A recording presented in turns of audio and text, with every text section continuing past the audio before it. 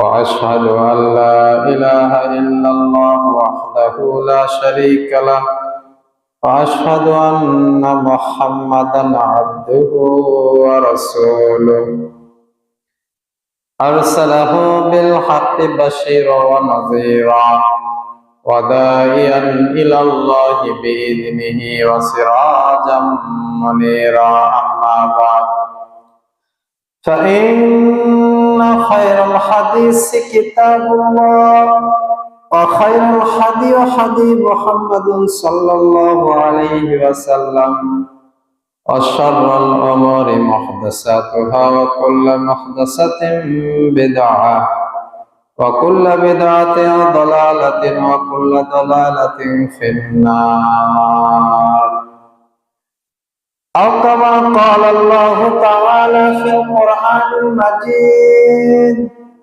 وفي فرقانه الحميد بعد أعوذ بالله من الشيطان الرجيم بسم الله الرحمن الرحيم يا أيها الناس اتقوا ربكم الذي خلقكم من نفس واحدة أخلق منها زوجها وبث منهما رجالا كثيرا ونساء واتقوا الله الذي تساءلون به والأرحام إن الله كان عليكم رقيبا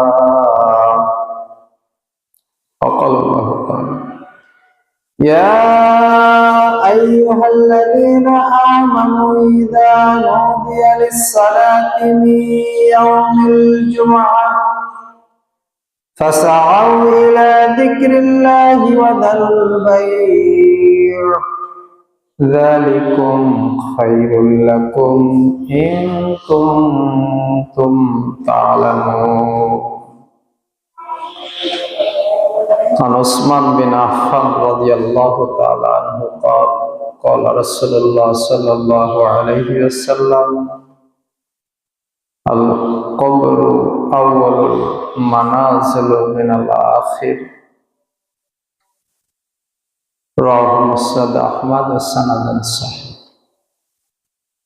আলহামদুলিল্লাহ যাবতীয় প্রশংসা গুণগান সিফতানা সিজদা শুকরিয়া সেই মহামহিয়ান গরিয়ান আল্লাহ সুবহানাহু ওয়া তাআলার দরবারে যে আল্লাহ সুবহানাহু ওয়া তাআলা সুস্থ শরীরে জুমা মসজিদে এসে 2 রাকাত সালাত আদায় করার তৌফিক দান করলেন সে রব্বুল আলামিনের প্রতি শুকরিয়া জ্ঞাপন করে বলি আলহামদুলিল্লাহ। সালাত এবং তাসলিম শান্তি বর্ষিত হোক নবী মুহাম্মদ রাসূলুল্লাহ সাল্লাল্লাহু আলাইহি ওয়াসাল্লামের প্রতি, যার দেখানো পথ এবং পদ্ধতির মধ্যে রয়েছে মানব জাতির জন্য ইহকালীন সফলতা এবং পরকালীন মুক্তি। সে নবীর উপরে দরুদ সালাম শান্তির বারিধারা বর্ষিত হোক সাল্লাল্লাহু আলা নবিয়িনা মুহাম্মদ ওয়া আলা আলিহি ওয়া আসহাবিহি আজমাইন আল্লাহুম্মা সাল্লি আলাইহি আল্লাহুম্মা বারিক আলাইহি। সম্মানিত দ্বীনি মুসলিম ভাই, জবানিকার আড়ালে মা এবং ভগ্নীগণ, আজকের জুমার সংক্ষিপ্ত বিষয়বস্তু মৃত্যুকে স্মরণ করা এবং পরকালকে সামনে রাখা। এই শিরোনামে সংক্ষিপ্ত আলোচনা করে শেষ করব। আমা তাওফিক ইল্লা বিল্লাহ আলাইহি তাওয়াক্কালতু ওয়া ইলাইহিল ইউনিব। আল্লাহুম্মা আমিন। বনি আদমকে শয়তান বিভিন্নভাবে প্রতারিত করে থাকে। শয়তানের যত প্রতারণা রয়েছে তার মধ্যে অন্যতম বড় প্রতারণা হচ্ছে আদম সন্তানকে মরণের থেকে ভুলিয়ে রাখা। কারণ ইবলিস এবং ইবলিসের বাহিনীরা জানে যদি আদমের ছেলে মেয়েরা মৃত্যুকে স্মরণ করে তাহলে তারা পরকালমুখী হয়ে যাবে। তাদেরকে দিয়ে আর পাপ করানো যাবে না, তাদেরকে দিয়ে অন্যায় করানো যাবে না, জুলুম, অনাচার, দুরাচার, আল্লাহ দ্রোহিতামূলক কাজ করানো যাবে না বা কঠিন হয়ে যাবে। এই জন্য শয়তান অন্যান্য ব্যাপারে আমাকে আপনাকে ধোঁকা দেয়। নামাজের সময় হয়ে গেলে আপনাকে বলে নামাজটা পড়িস না, এরকম বলে না, বলে যে হাতের কাজটা সেরে নিয়ে তারপরে নামাজ পড়। যেমন ফজরের দিকে আপনাকে বলেছে যে গতকাল রাতে 12টায় ঘুমিয়েছিস, 1টায় ঘুমিয়েছিস, এখন যদি তুই উঠিস তাহলে তোর ঘুমে হবে না, পরে পড়ে নিস। এটা হচ্ছে শয়তানের ধোঁকা। শয়তান কখনো ভালো কাজের ব্যাপারে আপনাকে বলবে না যে এটা করিস না, সে বলবে এখন না, পরে করিস। দানের ব্যাপারে আল্লাহ বলছে ইন্নাশ শাইতানা ইয়াইদুকুমুল ফুকারা, শয়তান তোমাদেরকে দানের ব্যাপারে দারিদ্রতা দেখায়। তার মানে কি, শয়তান বলবে না যে দান করো না, শয়তান কি করবে না, আপনাকে বলবে না যে দান করো না তুমি, এটা বলবে না, বলবে যে তোমার ঈদ পার হয়ে গেল, কত টাকা খরচ হলো, ছেলে মেয়ের স্কুলের বেতন দিতে হবে, বাজার ঘাট করতে হবে, অনেক টাকা যেহেতু খরচ হয়ে গেছে, এখন দান করার প্রয়োজন নেই, পরে করিস। শয়তান প্রতিটি এইরকম ভালো কাজের ব্যাপারে সূক্ষ্ম সূক্ষ্ম ধোঁকা দেয়, যাতে করে ওই ধোঁকাটা আপনার কাছে গ্রহণীয় হয়, ওই ধোঁকাটা আপনার অন্তরে গেঁথে যায় এবং ওটা আপনি বাস্তবায়ন করেন। কিন্তু মৃত্যুর ব্যাপারে শয়তান খুব বড় ধোঁকা দেয়। বড় ধোঁকা কি? বড় ধোঁকা হচ্ছে তোর দাদা মরে গেছে 100 বছরে, দাদি মারা গেছে 100 বছরে, তোর বাবার এখনো 70-80 বছর বয়স, এখনো সে মসজিদে নামাজ পড়তে যায়, তোর বয়স 40-45 বছর, তুই এখনই মারা যাবি? অনেক দেরি আছে। কিছুদিন আগে একজন মাস্টার মানুষ, রিটায়ার্ড, 72 বছর বয়স হয়েছে। কত বছর? 72 বছর বয়স হয়েছে। তবে মৃত্যুর আগে তেমন তাকে মৃত্যু নিয়ে কোনো কথা বলতে আমি শুনি। ওঠা বসা করেছি একসাথে, মৃত্যু হবে ঠিক আছে, কিন্তু আমার যে 72 বছর বয়স হয়েছে, দাড়ি সাদা হয়ে গেছে, আমাকে মরতে হবে, মৃত্যু নিয়ে তেমন কোনো কথা বলেন। তো অনেকে অনেক রকমের চিন্তা ভাবনা করে। ওনার ছেলের সাথে পরবর্তীতে আমার কথা হচ্ছে, উনি বলছে আমার বাবা মৃত্যুকে মনেই করেনি, এর পিছনে একটা কারণ আছে। আমার দাদা মারা গেছে 108 বছর বয়সে, দাদি মারা গেছে 96 বছর বয়সে। আমার বাবা ইয়াকিন করত যে 90-এর আগে আমার মৃত্যুর কোনো সম্ভাবনা নেই। ওনার ছেলে আমার সাথে গল্প করতেছে, আমার বাবা এরকম বিশ্বাস করত যে আমার বাবা যেহেতু 108 বছরে 100 ওই পারে মারা গেছে, আমি কি 100 ঘরে না উঠতেই মারা যাব? এই ধোঁকাটাই শয়তান দিচ্ছে। যে যুবকদের জন্য ধোঁকা হচ্ছে বৃদ্ধ মানুষ, বয়স্ক মানুষদেরকে দেখে, আরে আমাদের সামনে কত বয়স্ক মানুষরা এখনো করে আছে, মালাকুল মাউত কি আমাকে আগে নিয়ে যাবে? আমাদের দাড়ি এখনো কাঁচা, আমাদের বয়স এখনো 12-14 বছর, কেবল মাদ্রাসাতে এসে করতেছি, হাফেজ এখনো অর্ধেক হয়েছে, অর্ধেক হয়নি, মৃত্যু কি এখনই? এই ধোঁকাটা শয়তান প্রতিটি মানুষকে দিচ্ছে। আর শয়তান জানে মানুষকে যদি মৃত্যু থেকে গাফেল রাখা যায়, তার দ্বারা পৃথিবীতে যত পাপ কর্ম রয়েছে সব করে নেওয়া সম্ভব। মানুষ যদি পাপ করতে যে মরণকে স্মরণ করে, তাহলে সে পাপ সে করতে পারবে না, অন্তর কেঁপে উঠবে, প্রকম্পিত হয়ে যাবে, হাত স্থির হয়ে যাবে, চক্ষু অবনমিত হয়ে যাবে। এই জন্য শয়তান মানুষকে বড় ধোঁকার মধ্যে ফেলে রেখেছে।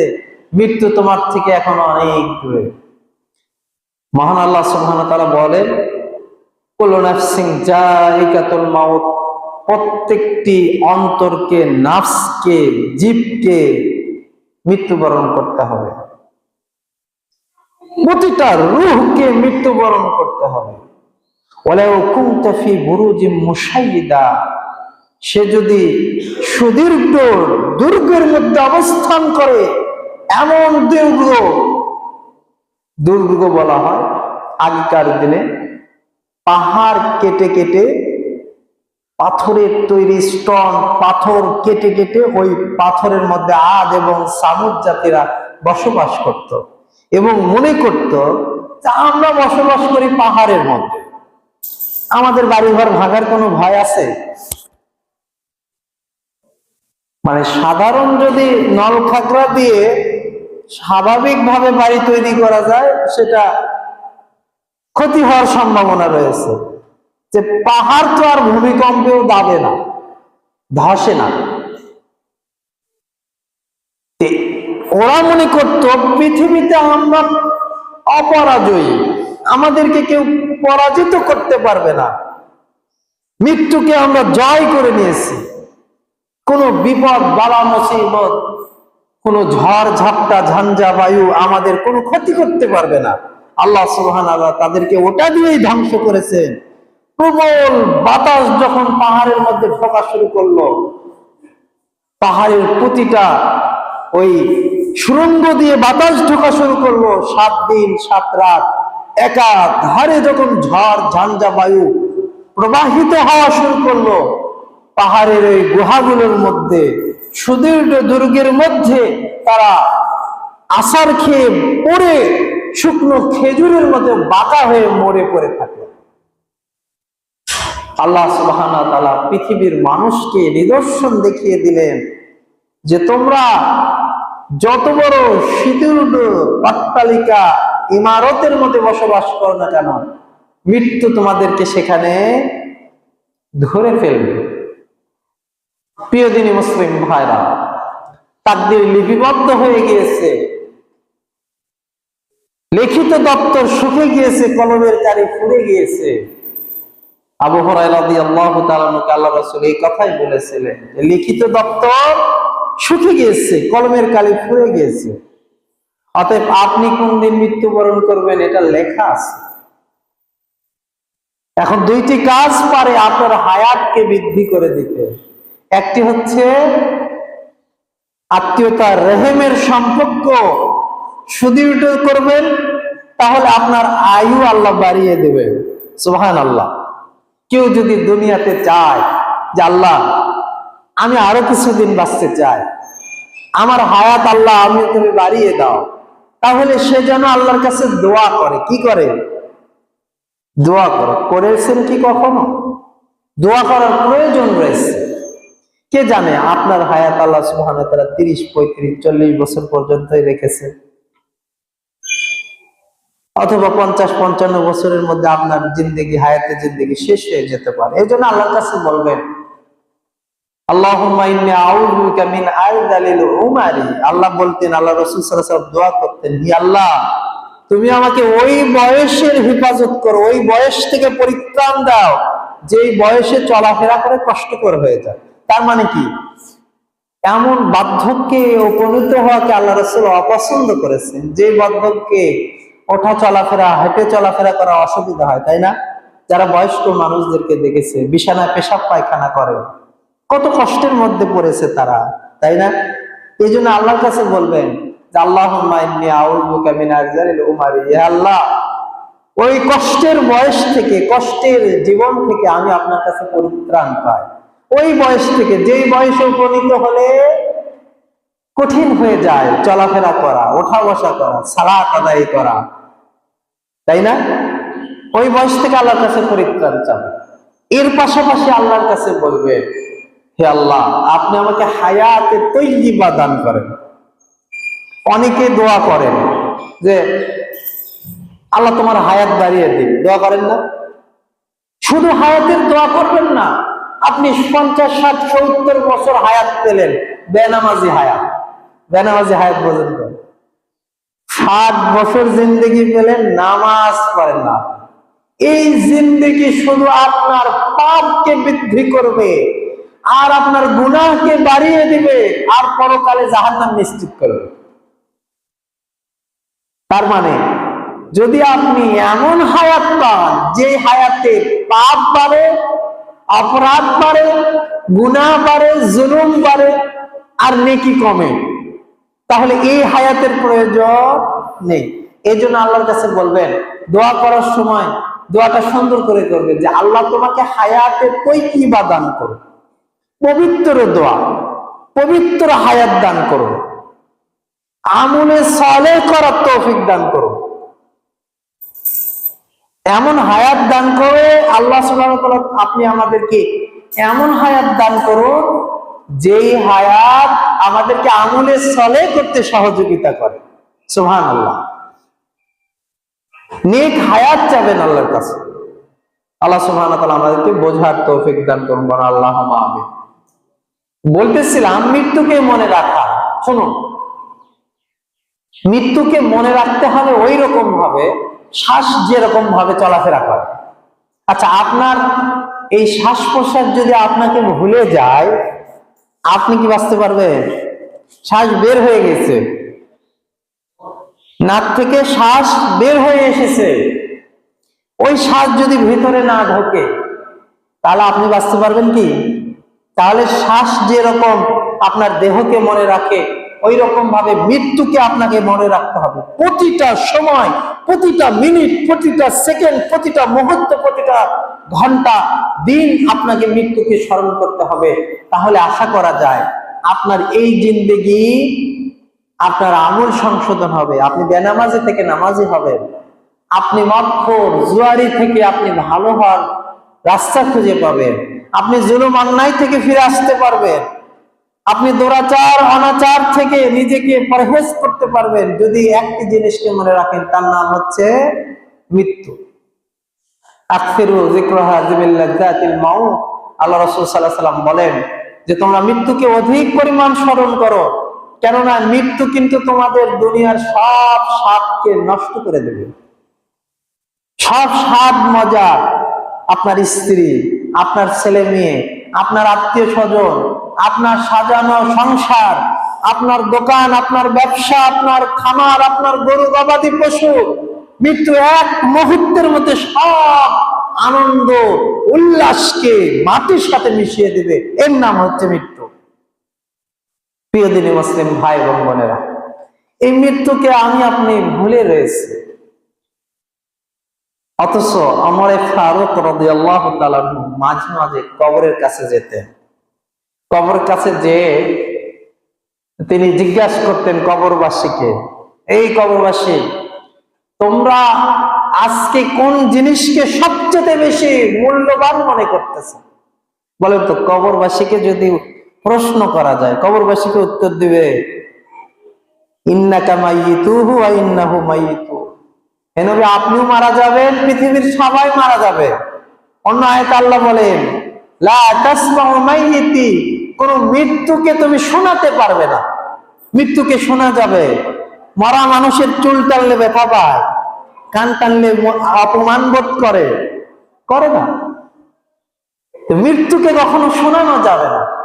ওমর ফারুক রাদিয়াল্লাহু তাআলা তিনি কবরের পাশে যে দাঁড়িয়ে তিনি মৃত ব্যক্তিদেরকে উদ্দেশ্য করে বলতেন যে আজকে এই কবরে শায়িত অবস্থায় তোমরা কোন জিনিসকে সবচেয়ে বেশি মূল্যবান মনে করো? কিছুক্ষণ চুপ থাকতেন, চুপ থাকার পরে তিনি নিজেই প্রশ্ন করে নিজেই উত্তর দিতেন যে আমি বুঝতে পেরেছি তোমরা আজকে তাকওয়াল্লাহ, আল্লাহর ভীতিকে, পরহেজগারিতাকে আজকে সবচেয়ে বেশি তোমরা মূল্যায়ন করতেছো। আল্লাহ রাসূল সাল্লাল্লাহু আলাইহি ওয়াসাল্লাম বলেছেন যে কিয়ামতের মাঠে তোমাদের আমলনামা দুইটি জিনিস সবচেয়ে বেশি ভারী করবে, একটা হচ্ছে তাকওয়াল্লাহ আর একটা হচ্ছে হুসনুল খুলুক। তোমাদের ভালো আচরণ, তোমাদের নম্র আচরণ, মানুষের সাথে একটু বিনয়ের সাথে কথা বলবেন, মানুষের সাথে হিংসা করবেন না, মানুষকে ভালোবাসবেন, এগুলা সাদাকায়ে জারিয়া। এটা আপনার আমলনামাতে কাল কিয়ামতের মাঠে সবচেয়ে বেশি ভারী হবে। আর কি হবে? তাকওয়াল্লাহ, আল্লাহ ভীতি। কোনটা আল্লাহ ভীতি? আপনার ঘুমিয়ে না থাকাটা আল্লাহ ভীতি, মসজিদে আসাটা আল্লাহ ভীতি, আপনার সুদ না খাওয়াটা আল্লাহ ভীতি, পরহেজগারিতা, আপনি মানুষের সাথে যে সুন্দর আচরণ করেন, মানুষকে আল্লাহর সন্তুষ্টির জন্য ভালোবাসেন আর আল্লাহর সন্তুষ্টির জন্য সাদাকা করেন, এগুলোই তো আল্লাহ ভীতি। রমাজান মাসে রোজা রেখেছেন, এটা আল্লাহ ভীতি।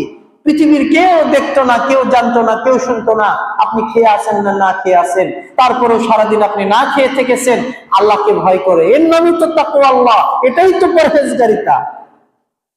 প্রিয় দিনী মুসলিম ভাইরা, তাহলে ওমর ফারুক রাদিয়াল্লাহু তাআলা কবরের পাশে যে কি উত্তর দিতেন? যে আমি বুঝতে পেরেছি তাকওয়াই হচ্ছে তোমাদের কাছে আজকে সবচেয়ে বেশি মূল্যবান জিনিস। তাহলে বলেন তো, আজকে আমরা জীবিত অবস্থায় যেটা যদি এটা অনুধাবন করি যে পরহেজগারিতা, আল্লাহ ভীতি আমাদের সবচেয়ে বড় সম্পদ, তাহলে কবরের জিন্দেগি আমাদের জন্য ভালো হবে না? পরকাল আমাদের জন্য সুন্দর হবে কিনা? প্রিয় দিনী মুসলিম ভাইরা, এইভাবে সাহাবায়ে কেরাম রাদিয়াল্লাহু তাআলা আনহু আজমাইনগণ তারা সবসময় মৃত্যুকে স্মরণ করতেন এবং পরকালকে সামনে রাখতেন। আবু বকর রাদিয়াল্লাহু তাআলার মতো সাহাবী, তিনি মুস্তাদরাক হাকিমের মধ্যে একটি হাদিস এসেছে, তিনি বলেন যে সাহাবী, আমার সঙ্গী সাথী বন্ধুরা শোনো, আমি যদি গাছ হতাম আর আমাকে ওই রকম ভাবে কেটে ফেলার পরে আমার জীবনের সবকিছু শেষ হয়ে যেত, তাহলে এটা আমার জন্য অতীব ভালো হতো। কথা মনে হয় বুঝতে পারেনি। আবু বকর রাদিয়াল্লাহু তাআলা বলতেছে, আমি মানুষ, আমি মৃত্যুবরণ করব, আল্লাহর কাছে আমাকে হিসাব দিতে হবে, পরকালে আল্লাহর কাছে আমার জীবনের হিসাবের মুখোমুখি আমাকে হতে হবে। 10 বছর থেকে শুরু করে আজকে 63 বছর পর্যন্ত আমি যা কিছু ভালো এবং মন্দ করেছি সব কিছু অনুফামাইয়া আমাল মিসকালা যাররাতিন খায়রা ইয়ারা ওয়া মাইয়া আমাল মিসকালা যাররাতিন শাররা ইয়ারা। মানুষ যদি মিসকালা অনু পরিমাণ ভালো কাজ করে, আল্লাহ সেই অনু পরিমাণ ভালো কাজের প্রতিদান দিবে, দেখিয়ে দিবে যে তুমি দুনিয়াতে এই অনু পরিমাণ, এই ক্ষুদ্র বালিকুনা পরিমাণ ভালো কাজ করেছো। এবং ওয়ামাইয়া আমাল মিসকালা যাররাতিন শাররা ইয়ারা, মানুষ দুনিয়াতে যদি সামান্য ধূলিকণার মতো ছোট অপরাধ করে, আল্লাহ সুবহানাহু ওয়া তাআলা ওই ছোট থেকে ছোট অপরাধগুলো মানুষের সামনে ভাবে, আজকে যেরকম ক্যামেরা ভিডিও রয়েছে আপনার কাছে, এইরকম একেবারে দেবালকের মতো স্পষ্ট ভাবে আল্লাহ আপনাকে দেখিয়ে দেবে, বান্দা তুমি কি এই অপরাধ করেছিলে? এই অপরাধ কি তোমার দ্বারা সংগঠিত হয়েছিল? তখন বানি আদম বলবে, হ্যাঁ ইয়া রাব্বুল কারীম, এই অপরাধ আমার দ্বারা সংগঠিত হয়েছিল। এই জন্য আবু বকর রাদিয়াল্লাহু তাআলা বলতেছে, আমি যদি এইরকম হতাম যে আমি মারা গেলেই গাছের মতো কেটে ফেলে দেওয়া হতো, আর এর কোনো হিসাব নেই। গাছ কেটে ফেলে দেওয়া হলে এর আর কোনো হিসাব আছে? বিশাল বড় গাছ 30 বছর 40 বছর 50 বছর পরে যখন কাটা হয়, এর কথা আর কেউ মনে রাখে না, ওর কোনো হিসাব নেই। আবু বকর বলতেছে, আমি যদি গাছের মতো হতাম আর আমি মারা যাওয়ার সাথে সাথে আমার সব কিছু হিসাব নিকাশ বন্ধ হয়ে যেত, কতই না ভালো হতো, তাই না? যখন কোনো মৃত ব্যক্তি, কোনো মানুষ মারা যায়, তখন তাকে কবরস্থান পর্যন্ত নিয়ে যাওয়া হয়। 3টি জিনিস তার সাথে যায়, 2টি জিনিস ফিরে আসে আর 1টি জিনিস তার সাথে থেকে যায়। 1 নাম্বার হচ্ছে মালুহা, তার সম্পদ যায়। কি সম্পদ যায়?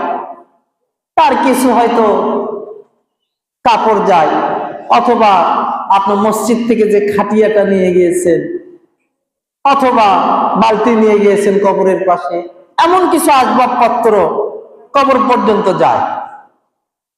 আর কে যায়? আওলাদু ওয়ালাদুহা, তার পিতা মাতা যায়, তার আত্মীয় স্বজন যায়, তার পাড়া প্রতিবেশীরা যায়।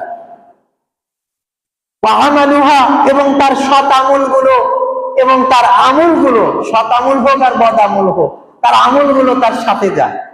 যাওয়ার পরে ওই সম্পদও ফিরে আসে, ওই মানুষগুলো ফিরে চলে আসে, কিন্তু রেখে আসে একটা জিনিস, তা হচ্ছে আমার আপনার আমল। এখন চিন্তা করেন তো, যে আমি যে কবরে গেলাম আর আমার সমস্ত নেক আমল এবং বদ আমল গুলো আমার কাঁধের উপরে চাপিয়ে দিয়ে সবাই চলে আসলো। পরিস্থিতি বড় জটিল এবং কঠিন। প্রিয় দিনী ভাইরা, মৃত্যু ঘটে গেলেই বিচার নিশ্চিত, মৃত্যু ঘটে গেলেই কবরের আযাব নিশ্চিত, মৃত্যু ঘটে গেলেই কবর নিশ্চিত। হয় আপনি শান্তিতে থাকবেন অথবা আপনি শাস্তি ভোগ করবেন। এই ইয়াকিনটা তো সবার মধ্যে আছে, তাই না? শোনেন, শুধু মুখে স্বীকৃতির নাম ঈমান নয়, অন্তরে বিশ্বাসের নামও ঈমান। যখন আপনি এই মুখে স্বীকৃতি দেওয়ার সাথে সাথে মৃত্যুকে স্মরণ করবেন এবং মৃত্যুকে স্মরণ করে পরকালকে সামনে রাখবেন, বেশি বেশি সৎ আমল করবেন, তখন আল্লাহ সুবহানাহু ওয়া তাআলা এই যে ইয়াকিন এবং আমল, এই দুইটাকে এক জায়গায় করে আমাকে আপনাকে আল্লাহ পরিত্রাণ দেবে, ক্ষমা করবে। কিন্তু আমাদের বেশিরভাগের ক্ষেত্রে যেটা দেখা যাচ্ছে, যে আমরা মুখে স্বীকৃতি দিচ্ছি কিন্তু অন্তরে বিশ্বাস করতেছি না। ঈমান ওটাকে বলে, মুখে স্বীকৃতি দেওয়া, অন্তরে বিশ্বাস করা আর কাজে বাস্তবায়ন করা। ঈমান নাম কি তাই বলেন তো? শোনেন, সংজ্ঞা ভুল পড়েছি আমরা। আমি যখন মাদ্রাসাতে পড়েছি আমাকে শেখানো হয়েছে ঈমান অর্থ কি, আমি বলেছি বিশ্বাস করা, তাই না? যখন আমরা বড় হয়েছি তখন আমাদেরকে শেখানো হয়েছে যে যে লা ইলাহা ইল্লাল্লাহ পড়বে সে জান্নাতে যাবে, তাই না? এখন আমাদের বিশ্বাস হয়ে গেছে, আরে আমরা তো লা ইলাহা ইল্লাল্লাহ পড়েইছি, জুমার দিনে মসজিদে আসি, ঈদের দিনে মাঠে যাই, রমজান মাসে রোজা রাখি, তাহলে তো আমার জান্নাতে অর্ধেক গেছি, তাই না? শুনেন, শুধু লা ইলাহা ইল্লাল্লাহ বললে আপনি জান্নাতে যাবেন না। লা ইলাহা ইল্লাল্লাহর শর্ত তিনটা। একটা হচ্ছে মুখে স্বীকৃতি দিতে হবে, মুখে কি করতে হবে? শাহাদা দিতে হবে। 2 নাম্বার, অন্তরে বিশ্বাস স্থাপন করতে হবে। মুনাফিকরা মুখ দিয়ে বলে যে আমরা ঈমান এনেছি, কিন্তু তাদের অন্তরে ঈমান নেই, এই জন্যই তারা মুনাফিক। আপনার মুখে স্বীকৃতি দিতে হবে, অন্তরে বিশ্বাস করতে হবে। মুখে স্বীকৃতি দিলেন, অন্তরে বিশ্বাস করলেন যে ঠিক আছে, মৃত্যু একদিন হবে, মালাকুল মউত আমার কাছে একদিন আসবে, কবরের শাস্তি হবে, কিয়ামত হবে, ঠিক আছে বিশ্বাস করলাম, বসে থাকলাম। এবং আমলে বাস্তবায়ন করলাম না, তাহলে এই ঈমান আপনাকে কবরের আযাব থেকে বাঁচাবে না। এই ঈমান আপনাকে কাল কিয়ামতের ময়দানে নেকির পাল্লা ভারী করবে না। এই ঈমান আপনাকে পুল সিরাত পার করে জান্নাতে নিয়ে যাবে না। এই জন্য প্রিয় দিনী ভাইরা, ঈমানের সংজ্ঞা মনে রাখুন। মুখে স্বীকৃতি দেওয়া, অন্তরে বিশ্বাস করা এবং আমলে বাস্তবায়ন করা, এর নাম হচ্ছে ঈমান। এর নাম কি? ঈমান। এই ঈমান যদি আমি আপনি আনতে পারি, তাহলে আল্লাহ আমাদেরকে ভালোবাসবেন এবং আমাদের গুনাহ সমূহ ক্ষমা করে দেবেন। আবু দারদা রাদিয়াল্লাহু তাআলা আনহু বলেন, রাসূল সাল্লাল্লাহু আলাইহি ওয়াসাল্লাম বলেছেন, ইযা সাকরাতুল মাউত হাক্কুন, মৃত্যুর কষ্ট সত্য। মৃত্যু যখন কোনো মানুষের সামনে উপস্থিত হয়, মালাকুল মাউতকে যখন সে দেখে নেয়, তখন সে কষ্ট অনুভব করে। এমনকি যখন তার মধ্যে থেকে রূহটাকে বের করে নেওয়া হয়, তখন সে বড় কষ্ট অনুভব করে। এত কষ্ট অনুভব করে যে বনী ইসরাইলের এক ব্যক্তিকে কবর থেকে তোলা হয়েছিল 100 বছর পরে। বলা হয়েছিল যে তুমি মৃত্যুর সময় কেমন কষ্ট অনুভব করেছিলে, আমাদেরকে বলতে পারো কি? তখন সেই ব্যক্তি বলেছিল, আজকে থেকে 100 বছর আগে আমি মৃত্যুবরণ করেছি, আজকে আমি এখনো শরীরে ব্যথা অনুভব করতেছি। ওই যে মালাকুল মাউত আমার ভিতর থেকে রূহটাকে টান দিয়ে বের করে নিয়েছিল, ওই ব্যথা আজও আমি অনুভব করতেছি। প্রিয় দিনী মুসলিম ভাইরা, মৃত্যু সহজ ব্যাপার নয়, মৃত্যুর কষ্ট সত্য, মৃত্যুর ফিতনা রয়েছে, যেরকম কবরের ফিতনা রয়েছে, যেরকম দুনিয়ার ফিতনা রয়েছে। দুনিয়াতে আপনাকে নারী দ্বারা ফিতনায় ফেলা হয়, টাকা পয়সা দ্বারা ফিতনায় ফেলা হয়, দুনিয়াতে আপনার ধন সম্পদ, নারী, গাড়ি, বাড়ি, এগুলোর মাধ্যমে আপনাকে বিভিন্ন পরীক্ষার সম্মুখীন হতে হয়। ঠিক একই রকম ভাবে মালাকুল মাউত সামনে আসার পরে শয়তান আপনাকে ওয়াসওয়াসা দেবে। শয়তান কি করবে? ওয়াসওয়াসা দেবে, বিভিন্ন কথা বলে আপনাকে ঈমান থেকে বেঈমান করে যাতে আপনি মৃত্যুবরণ করেন। শয়তান এই কাজে লিপিবদ্ধ রয়েছে, এই কাজে সে নিয়োজিত রয়েছে। প্রিয় দিনী মুসলিম ভাইরা, বলতেছিলাম আবু দারদা রাদিয়াল্লাহু তাআলা বলেন যে মৃত্যুবরণ করতে হবে এই ভয় আমি পাই না, কিন্তু আমার ভয় এটাই যে মৃত্যুর পরে আমাকে আল্লাহর নিকট দাঁড়িয়ে হিসাব দিতে হবে। আবু দারদা রাদিয়াল্লাহু তাআলা মাঝে মাঝে কান্নাকাটি করতেন। সাহাবীরা যখন জিজ্ঞাসা করলেন যে আপনি কাঁদেন কেন? আপনি আল্লাহ রাসূলের খুব নিকটতম একজন সাহাবী, আল্লাহ রাসূল সাল্লাল্লাহু আলাইহি ওয়াসাল্লামকে আপনি খুব কাছ থেকে দেখেছেন, তিনি যেরকম আমল করে আপনি সেই রকম আমল করেন, শুভ সংবাদ আপনার জন্য, আপনি কাঁদেন কেন? তখন তিনি বলেছিলেন যে মৃত্যুবরণ করতে হবে, আমি এই ভয়ে কাঁদি না, বরং আল্লাহর কাছে আমাকে জবাবদিহিতা করতে হবে আমার জীবনের জন্য, আমি এই ভয়ে বেশি বেশি কান্নাকাটি করি। সালমান ফারসি রাদিয়াল্লাহু তাআলা আনহু, বিখ্যাত সাহাবী, তিনি যখন মৃত্যুবরণ করবেন হাউমাউ করে কান্নাকাটি শুরু করলেন, তখন তার সঙ্গী সাথীগণ বললেন, নিকটজনেরা বললেন, তুমি সালমান ফারসি মৃত্যুর সময় এসে এভাবে কান্নাকাটি করে, এটাই প্রমাণ করে যে মৃত্যুকে তুমি ভয় করতেছো। তখন সালমান ফারসি রাদিয়াল্লাহু তাআলা দায়িত্বহীন ভাবে বলেছিলেন যে তোমরা শুনে রাখো, আমি সালমান ফারসি মৃত্যুকে ভয় করতেছি না, বরং আমি এটা ভয় করতেছি যে আমি যখন মৃত্যুবরণ করতেছি তখন আমার এই সম্পদগুলো এখনো রয়েছে, অথচ আমি রাসূল সাল্লাল্লাহু আলাইহি ওয়াসাল্লামকে দেখেছি তিনি যখন মৃত্যুবরণ করেন তার কোনো সম্পদ ছিল না, তিনি নিঃসম্পদ অবস্থায় খালি হাত দুনিয়া থেকে বিদায় হয়েছে। এজন্য আমি ভয় করতেছি যে মুহাম্মদ সাল্লাল্লাহু আলাইহি ওয়াসাল্লাম যেরকম মৃত্যুবরণ করলেন খালি হাতে, আমি খালি হাতে মৃত্যুবরণ করতে পারলাম না। এখন আপনারা বলতে পারেন তার কি ছিল? তেমন কিছু ছিল না, কয়েকটা ঘোড়া ছিল। সালমান ফারসি রাদিয়াল্লাহু তাআলা ঘোড়া খুব পছন্দ করতেন। এই পারস্যের অধিবাসী পার্সিয়ান সাহাবী, তিনি ঘোড়া খুব পছন্দ করতেন। কয়েকটা ঘোড়া ছিল, দুইটা কম্বল ছিল, থালাবাটি ছিল, স্বাভাবিক ব্যবহারের পোশাক আশাক ছিল। এইটুকু সম্পদ নিয়ে সালমান ফারসি কান্নাকাটি করে বলতেছে যে আমি রাসূল সাল্লাল্লাহু আলাইহি ওয়াসাল্লামের মতো মৃত্যুবরণ করতে পারলাম না। প্রিয় দিনী মুসলিম ভাইরা, আজকে আপনার একটা বাড়ি থাকলে আরেকটা বাড়ির চিন্তা করেন, একটা গাড়ি যার হয়েছে তাই আরো ভালো গাড়ির চিন্তা করেন।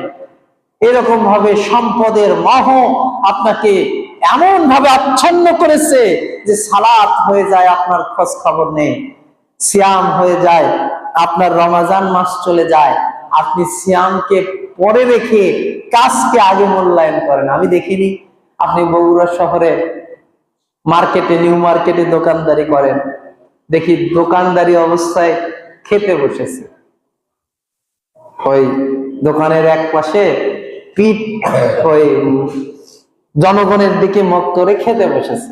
আমি বললাম, দোকানদারি এই রমজান মাসে করতেছেন, আল্লাহ এত বরকত দিল, এত রিজিক আপনার কাছে আল্লাহ, আর আপনি খাচ্ছেন কেন? বলছে জনগণের সাথে, মানে কাস্টমারের সাথে অনেক কথা বলতে হয়তো রোজা থাকা যাবে। এটা আপনাকে বাস্তব চিত্রে বলতেছে, আপনি খোঁজ নিয়ে দেখেন এইরকমই হয়েছে। তা আপনি দুনিয়াকে সামনে রেখেছেন, অথচ সাহাবায়ে কেরাম দুনিয়াকে রাখতেন পিছনে আর পরকালকে রাখতেন সামনে। এই জন্য প্রিয় দিনী মুসলিম ভাইরা, আমাকে আপনাকে এখনই সিদ্ধান্ত নিতে হবে যে মৃত্যু আমার অতীব নিকটে, মৃত্যু আমার অতীব নিকটে, আর পরকালে আমি কিছুই পাথর সংগ্রহ করতে পারিনি। বলেন তো, কেউ কোনো ব্যক্তি বলতে পারবে যে আমার সালাত, আমার রোজা, আমার হজ, আমার যাকাত আমাকে পরকালে এমন ভাবে করেছি যে এগুলো আমাকে পরিত্রাণ দিতে পারে? কিভাবে পারে? আপনি কি রোজা যেভাবে আল্লাহ থাকতে বলেছিলেন ওইভাবে থাকেননি আপনি? আল্লাহ বলেছিলেন যে সিয়াম অবস্থায় ফাহিশা কথা বলা যাবে না, আপনি বলেছেন। সিয়াম অবস্থায় মিথ্যা কথা বলা যাবে না, আপনি যে কত মিথ্যা কথা বললেন। সিয়াম অবস্থায় শাহওয়াত প্রবৃত্তির তাড়নায় কোনো কাজ করা যাবে না, আপনি সিয়াম অবস্থায় কত কাজ করলেন। এই সিয়াম আপনাকে যে পরিত্রাণ দিবে এটা কিভাবে নিশ্চিত? আপনাকে এক জায়গায় যে আশা ভরসা ধরে রাখতে হবে যে আল্লাহর দয়া ব্যতীত, আল্লাহর রহমত ব্যতীত আমি জান্নাতে যেতে পারবো না। আপনি যদি আপনার আমল নিয়ে গবেষণা করেন, আপনি 5 ওয়াক্ত সালাত আদায় করেন তাড়াহুড়া করে, আপনি যদি জামাতে সালাত আদায় না করেন, জামাতে সালাত আদায় করেন, তাও আল্লাহ বলেছে ফাইজা কুমুস সালাতা কুমু কুসালা, দেখবা তারা যখন নামাজের মধ্যে দাঁড়ায় তারা যেন উদাসীন, অন্যমনস্ক, কি যেন ভাবে, তারা কি যে চিন্তা করে, তারা তাদের সালাতের মধ্যে একাগ্রতা নেই, তাদের রূহটা, নাফসটা আল্লাহর দিকে রুজু নেই। তাহলে এই কথা আল্লাহ বলতেছে। তাহলে আপনি যে সালাত আদায় করতেছে আল্লাহর সন্তুষ্টির জন্য, ওই সালাতটাও আপনার ভালো করে না। আপনি যে রোজা থাকতেছেন, সিয়াম থাকতেছেন, ওই সিয়ামটাও সুন্দর না। তাহলে আপনি কিভাবে আল্লাহর কাছে পরিত্রাণ আশা করেন? হ্যাঁ, যদি আপনি মৃত্যুকে সামনে রাখেন, পরকালকে ভয় করেন যে পরকালে আমাকে বিচার দিনে উপস্থিত হতে হবে, আশা করা যায় আজকে যে আমল আপনি করবেন এটাই ইয়াকিন রেখে গত দিনগুলোর থেকে আপনার আমলটা আরো কি হবে? সুন্দর হবে।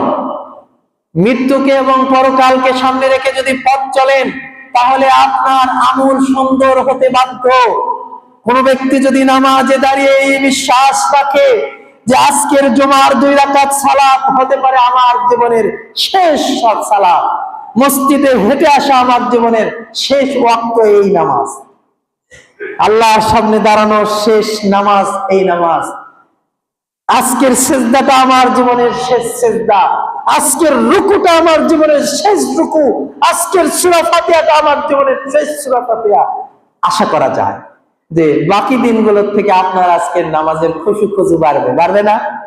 তাহলে মানুষ যদি মনে করে যে আজকের দিনটাই আমার জন্য শেষ, তাহলে তার আজকের দিনটা সুন্দর যাবে ইনশাআল্লাহ। আল্লাহ চাইতে আজকের দিনটা কি যাবে? ভালো যাবে। এই জন্য রাসূল সাল্লাল্লাহু আলাইহি ওয়াসাল্লাম বলতেন সাহাবীদেরকে যে তোমরা যখন সকাল করে নাও তখন সন্ধ্যার জন্য অপেক্ষা করো না, মানে রাতের জন্য আর অপেক্ষা করো না। মনে করো যে আজকের দিনটাই তোমার জীবনের শেষ দিন। তাহলে কেউ যদি সকালবেলা উঠে জানতে পারে, ক্যান্সারের রোগী যখন জানতে পারে যে আমি আর 2 মাস বাঁচবো, এই রোগী আপনার সমাজের মধ্যে সবচেয়ে, সে যদি আল্লাহকে চিনে, আল্লাহকে জানে, সবচেয়ে বড় ইমানদার হয়ে যায়। আপনি খোঁজ নিয়ে দেখেন, আপনি ইন্টারনেট ঘেটে দেখেন যে যারা আগে থেকে জানতে পেরেছে, বহু আপনার সিঙ্গার যারা গান গাইতো, বহু অভিনেতা অভিনেত্রীরা জানতে পেরেছে আমি মৃত্যুবরণ করব, তারা এমন ভাবে তওবা করেছে, মৃত্যুর আগে কালেমা পড়তে পড়তে মৃত্যুবরণ করেছে, কালেমা শাহাদা দিতে দিতে মৃত্যুবরণ করেছে। মানে তওবাটা এমন লেভেলে নিয়ে গেছিল তারা। কেন এটা হয়েছে? যে তারা জানতে পেরেছে যে আমি 2 মাস পরে মৃত্যুবরণ করব, 3 মাস আর আমার হায়াত। তাহলে আপনি এরকম মনে করুন না যে আজকে আমি ফজর করেছি, হয়তো আমি আর মাগরিব করতে পারবো না, আজকের দিনটাই আমার জীবনের শেষ দিন। তাহলে আপনি যদি এইভাবে দিন অতিবাহিত করেন, আল্লাহ রাসূল এটাই বলতেছে সাহাবীরা তোমরা সকাল করলে সন্ধ্যার জন্য অপেক্ষা করো না, সন্ধ্যা হয়ে গেলে সকালের জন্য অপেক্ষা করো না। আবু হুরায়রা রাদিয়াল্লাহু তাআলা সব সময় একটা ওসিয়তনামা লিখে তার সাথে একটা ব্যাগ থাকতো, সেই ব্যাগের মধ্যে রেখে দিত, আর তার স্ত্রী পুত্রদেরকে বলতো যে শোনো, এই যে আমার কাছে একটা ওসিয়তনামা লেখা আছে, আমি মারা গেলে এই ওসিয়তনামা আমল করো। সাহাবীরা ওসিয়তনামা লিখে সাথে রাখতো। তার মানে কি বুঝছেন? যে মৃত্যুকে তারা সবসময় সামনে রাখতো, যে কোনো সময় মৃত্যুবরণ করব। আর রাসূল সাল্লাল্লাহু আলাইহি ওয়াসাল্লাম বলতেন যে তোমাদের এমন রাত অতিবাহিত হয়ে যাচ্ছে, কেন তোমরা ওসিয়ত করতেছ না তোমাদের স্ত্রীদেরকে, তোমাদের ছেলেদেরকে, তোমাদের মেয়েদেরকে, তোমাদের বাবা মাদেরকে কেন ওসিয়ত করতেছ না? হতে পারে যে আজকে রাত তোমাদের শেষ রাত্রি, তোমাদের জীবনের শেষ রাত আজকে তোমরা অতিবাহিত করতেছো। আমার ওসিয়ত করা আছে না ভাইরা? ওসিয়ত আছে কিনা? অনেক ওসিয়ত রয়েছে, তার মধ্যে একটা ওসিয়ত আপনাকে আমি বলি। আল্লাহ রাসূল সাল্লাল্লাহু আলাইহি ওয়াসাল্লাম বলেছেন, যখন কোনো মানুষ মৃত্যুবরণ করে আমলনামা বন্ধ হয়ে যায়। হাদিস শরীফ নেই, 3টা আমল জারি থাকে। একটা হচ্ছে ওয়ালাদান সালিহান আইয়াদউ লাহু, নেক সন্তান, নেক সন্তান যে তার জন্য দোয়া করে, এটা জারি থাকবে। তাহলে আপনার ছেলেকে আজকে একটু পাশে ডেকে বসাবেন, বসে বলবেন, বাবা আমি যখন মারা যাব তুমি একটু আমার কবরের পাশে যে আমার জন্য দোয়া করবে। 1 বছর অপেক্ষা করবে না। 1 বছর অপেক্ষা মানে হচ্ছে এই বছরে আপনার ছেলে আপনাকে মাটি দিয়ে এসেছে, মৃত্যুবার্ষিকীর দিনে আবার আসবে, তাই না? আবার আসবে কোন দিনে? শবে বরাতের দিনে আসবে, আবার ঈদ উল ফিতরের দিনে আসবে। মানে কি? আপনি আপনার ছেলেকে ভালোবাসলেন, মেয়েকে ভালোবাসলেন, সকাল এবং সন্ধ্যায়, রাতে 10টা 11টায় যখন আপনি ব্যবসা থেকে ফিরতেন, বাইরে থেকে অফিস থেকে, ঢাকা শহর থেকে ফিরতেন, আঙ্গুর আপেল নিয়ে এসে আপনার ছেলেকে আগে ঘুম থেকে জাগায় তুলতেন, তুলে বলছে, আব্বু দেখো তোমার জন্য আঙ্গুর নিয়ে এসেছি, আপেল নিয়ে এসেছি। ঘুম থেকে তুলে আপনি খাওয়াতেন। আপনার স্ত্রী বলে যে ঘুম থেকে বাচ্চাকে উঠায়ও না। আপনি আর ওই আবেগ ধরে থাকতে পারেন না, বাচ্চাকে উঠায় খাওয়ায় খেলনা দিয়ে তারপরে ঘুমিয়ে দেয়। তাহলে কি আপনার বাবার ভালোবাসা ছিল ওই রকম? আপনাকে রাত 1টায় ডেকে আপনাকে আঙ্গুর খাওয়াতো, খেলনা দিত, আর আপনি বছরে একদিন বাবার কবরের কাছে আসেন। এটা কি কৃতজ্ঞ সন্তানের পরিচয় না অকৃতজ্ঞ? খবরদার, পিতা মাতা ভালোবাসবেন, দোয়া করবেন, তাদের কবর জিয়ারত করবেন, সাক্ষাৎ করবেন, দোয়া করবেন। এটা একদিনকে কেন্দ্র করে নয়, শবে বরাতকে কেন্দ্র করে নয়, ঈদ উল ফিতর, ঈদ উল আযহাকে কেন্দ্র করে নয়। আপনি ঈদ উল ফিতরের দিনে যান কবরের কাছে, বাধা নেই, কিন্তু আপনি এই একদিনকে কেন নির্ধারণ করলেন? আপনার তো আপনার বাবার কবরের পাশে প্রতি সপ্তাহে যাওয়া দরকার, প্রতি সপ্তাহে না করলে প্রতি মাসে যাওয়া দরকার, প্রতি 1 মাসে না করলে প্রতি 2 মাস 3 মাস পর পর আপনার বাবার কবরের পাশে যে আপনার জন্য তাদের জন্য দোয়া করা দরকার। প্রিয় দিনী মুসলিম ভাইরা, এই ওসিয়ত করতে পারবেন না? মনে করেন আজকে আমি মারা যাব, আল্লাহ জানেন আমাদের হায়াত কতদিন রয়েছে, তবে এইরকম ধারণা করবেন যে হতে পারে আজকের দিনটা আমাদের জন্য শেষ দিন। ছেলেকে কাছে ডেকে বলবেন যে, ছেলে শোনো, খুব ভালোবাসি আমি তোমাকে, আমার জীবনের এতগুলো সময় তোমার জন্য আমি ব্যয় করেছি, তোমার থেকে কোনো প্রতিদান আমি চাই না, তবে একটা জিনিস তুমি তোমার কাছ থেকে চাই, তা হচ্ছে আমি মারা গেলে আমার কবরের পাশে যে একটু দুহাত তুলে বলবে যে, রব্বুল আলামিন, আমার পিতা আমাকে খুব ভালোবাসতো, আমার পিতা আমাকে খুব স্নেহ করত, আমার পিতা আমাকে খুব আদর করত, রব্বুল আলামিন তাকে তুমি ক্ষমা করে দাও, তার কবরকে প্রশস্ত করে দাও, আলোকিত করে দাও, তার কবর আযাব তুমি বন্ধ করে দাও, মাফ করে দাও। বলতে পারবেন না? আপনার ছেলেকে এটা ওসিয়ত করে যেতে হবে। 2, সাদাকান জারি। আল্লাহ রাসূল সাল্লাল্লাহু আলাইহি ওয়াসাল্লাম বলেছেন, মানুষ মৃত্যুবরণ করবে, তার সাদাকা জারিয়া চলতে থাকবে। আপনি আপনার ছেলে মেয়েকে ওসিয়ত করে যান যে এই জমিটা থাকলো, তোমরা আবাদ করবে, কৃষি করবে, এখান থেকে 1/3, 3 ভাগের 1 ভাগ মাদ্রাসাতে দান করবে। ওসিয়ত করে যান। আপনি আপনার ছেলেকে ওসিয়ত করে যাবেন, তিনি তার ছেলেকে ওসিয়ত করে যাবে। আমৃত্যু কিয়ামত পর্যন্ত আপনার সম্পদের একটা অংশ সাদাকায়ে জারিয়া হয়ে থাকবে, আপনি কবরে বসে বসে সওয়াব পাবেন। কোথায় আপনার ওসিয়ত? আপনি সাদাকার ওসিয়ত করেন আপনার সন্তানকে, আপনি চালু করে দেখিয়ে দেন। আপনার যে বিশাল সম্পদ রয়েছে, এই সম্পদের একটা অংশ আপনি ইয়াতীমদের জন্য খরচ করেন, আর ছেলে মেয়েদেরকে ওসিয়ত করেন, আমি যেরকম বাবা ইয়াতীমদের জন্য, মিসকিনদের জন্য, অসহায় মানুষের জন্য, দুস্থদের জন্য খরচ করে গেলাম, তুমি একটু আমার মৃত্যুর পরে এরকম খরচ করো। ওসিয়ত করেছেন কি? করা প্রয়োজন। আপনার নিজের জন্য প্রয়োজন, আপনার ছেলে মেয়েদের জন্য প্রয়োজন, আপনার স্ত্রীদের জন্য প্রয়োজন, আপনার পরিবারের জন্য প্রয়োজন এরকম ওসিয়ত করা।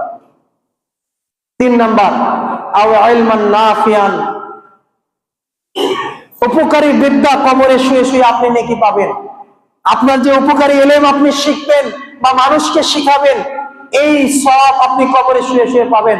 বহুদিন আপনাকে বলেছি, এই গ্রামে আপনি একজন সম্মানী মানুষ, আপনি এই গ্রামে একটা কোরআন শিক্ষার ব্যবস্থা করুন। আপনাদের মসজিদ রয়েছে, মাদ্রাসাতে রয়েছে, এখানে বয়স্ক শিক্ষা নেই। আপনারা এখানে সমাজের মানুষেরা একত্রিত হয়ে মসজিদের কমিটি সহ আপনারা এখানে এমন একটা সাদকায়ে জারিয়া করুন, একজন লোককে নিয়োগ দিন, তিনি বয়স্ক মানুষদেরকে কোরআন শিখাবে, ফজরে 1 ঘন্টা অথবা ইশারে 1 ঘন্টা। সমস্ত মানুষেরা ফজর নামাজ পড়বে, 1 ঘন্টা কোরআন হাদিস শিখবে, তারপরে আবার ঈশার নামাজ পড়বে, 1 ঘন্টা কোরআন হাদিস শিখবে। এই ব্যবস্থা চালু করুন। এই ব্যবস্থার জন্য অর্থ দিয়ে যান, এই ব্যবস্থার জন্য শারীরিক মানসিক পরিশ্রম করুন। এটা আপনি যখন কবরে শুয়ে থাকবেন, এই সিলসিলা যদি জারি থাকে, আপনি কবরে শুয়ে শুয়ে নেকি পাবেন। প্রিয় দিনী মুসলিম ভাইরা, আপনার এগুলো করা অতীব জরুরি।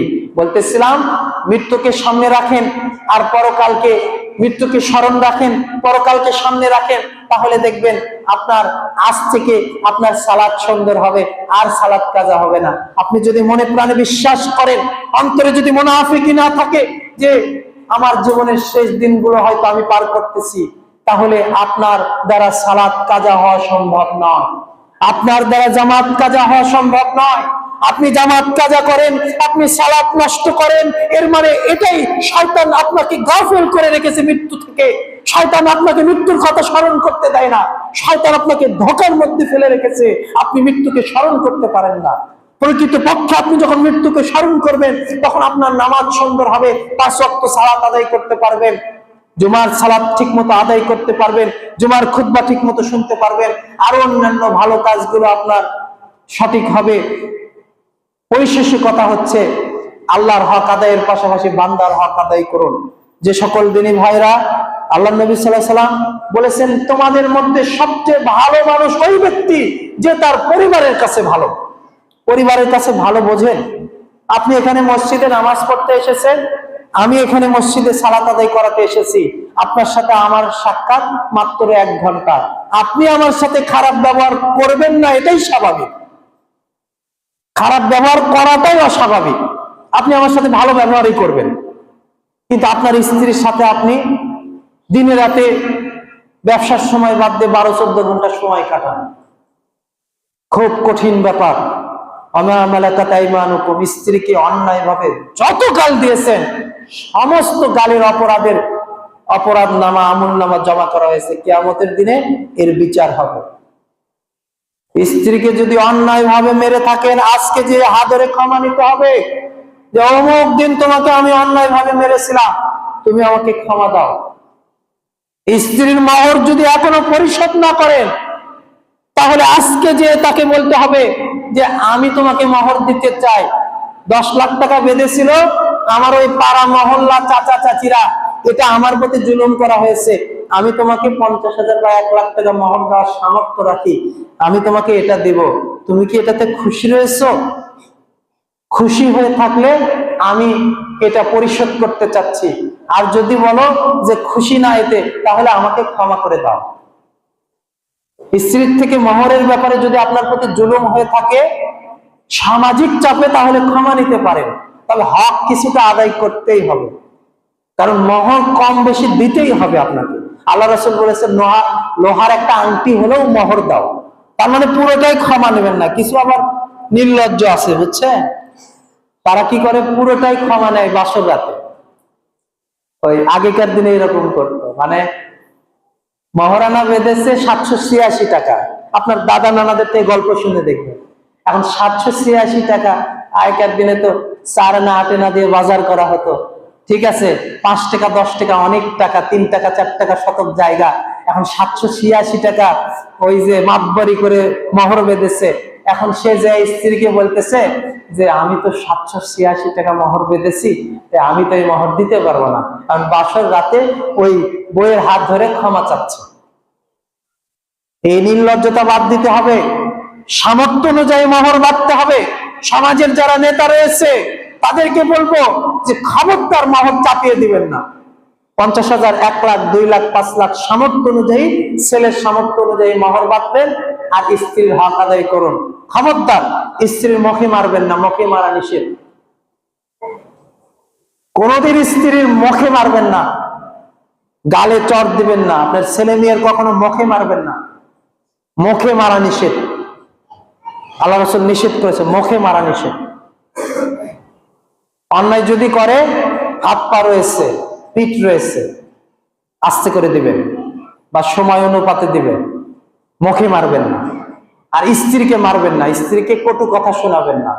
স্ত্রী হচ্ছে আদরের জিনিস, ওকে আদর ভালোবাসা দিয়ে বুঝাবেন। আল্লাহ সুবহানাহু ওয়া তাআলা বোঝার তৌফিক দান করুন, আমিন। রব্বুল আলামিন, আপনি বড় দয়াবান, আপনি বড় রহমান, আমরা বড় গুনাহগার। আমরা উপস্থিত হয়েছি জুমার সালাতে, আমাদের অতীতের সব পাপগুলোকে আপনি ক্ষমা করে দিন। 5 ওয়াক্ত সালাত জামাতের সাথে আদায় করার তৌফিক দান করুন। আজকের যে বিষয়বস্তু, মৃত্যুকে বেশি বেশি স্মরণ করার তৌফিক দান করুন। পরকালকে সামনে রেখে পথ চলার তৌফিক দান করুন। আমাদের অতীতের পাপগুলোকে ক্ষমা করে দিন।